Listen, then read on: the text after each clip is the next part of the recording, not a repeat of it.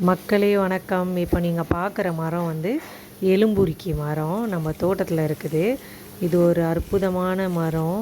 First இதோட தோலை சீவிட்டு அதோட பட்டையை வெட்டி எடுத்து கல் உப்பும் மஞ்சளும் வச்சு அரைச்சி எலும்பு உடஞ்ச இடத்துல பூசிட்டா அப்படியே டைட்டாக பிடிச்சிக்கோமா.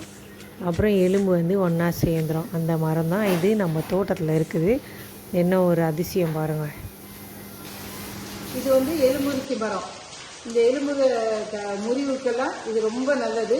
இது பச்சை மஞ்சள், இந்த பாருங்கள், நல்ல பச்சை மஞ்சள். இது கொஞ்சம் அப்படி அரைச்சி உப்போடு சேர்த்து கல் உப்பு வச்சு அரைக்கணும். இந்த தூள் உப்பெல்லாம் போடக்கூடாது, கல் உப்பு தான் வச்சு அரைக்கணும். இதில் போட்டு அரைச்சி அப்படியே ஒரு பேஸ்ட் மாதிரி செஞ்சு எந்த இடத்துல முறிவு இருக்கோ அந்த இடத்துல பேஸ்ட் மாதிரி அப்படி தடவி அதை அப்படியே கட்டி விட்டுட்டோம்னா அது அப்படியே பிடிச்சிக்கிடும்.